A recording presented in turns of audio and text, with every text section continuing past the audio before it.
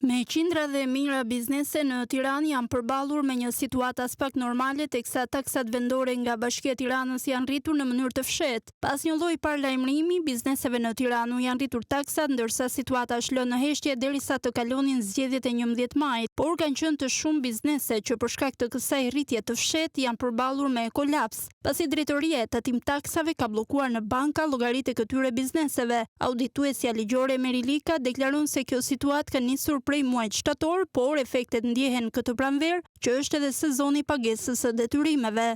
Por në fakt kjo ka filluar që në shtator të 2024-s.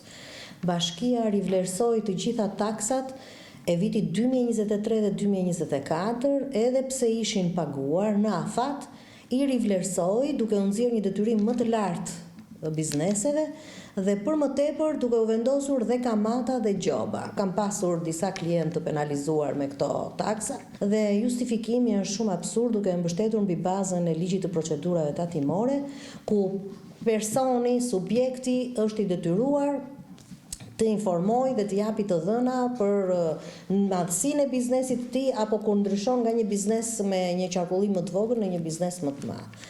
Sipas Likës, bizneset nuk kanë qenë në dieni të rishikimit të xhiros ditore, duke bërë që shumë prej tyre të bllokohen llogaritë bankare deri dhe në ato personale.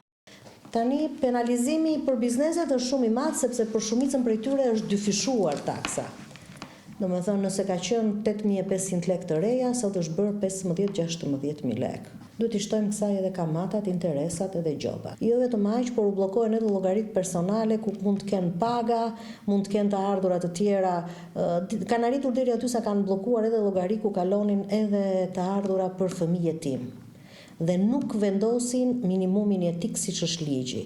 Do të thënë i marrin pagesat e tyre edhe pa të konsideruar minimumin jetik. Një lëvizje e tillë, sipas auditueses Merilika nga ana e Bashkisë së Tiranës, nuk është gjë tjetër veç se një masakër taksash, pasi debia nuk mund të ankimohet.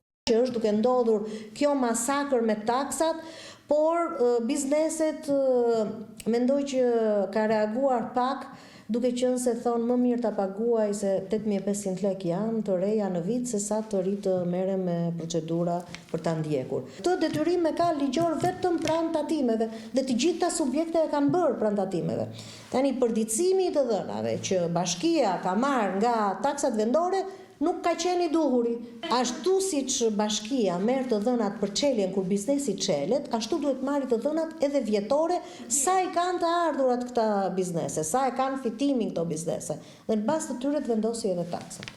Bashkia e Tiranës ka vendosur rishikimin e kufirit të xhiros ditore nga 0 deri në 2 milion lekë, që ishte më parë për bizneset, ku ka kaluar në 2 deri në 8 milion lekë. Kalimin në këtë fash automatikisht ka ngarkuar bizneset me taksa dhe tarifa më të larta për pastrimin dhe taksën e infrastrukturës arsimore. Përpos rritjes së detyrimeve, bizneset shqetësohen edhe për mungesën e informacionit mbi natyrën e ndryshimit të kufirit.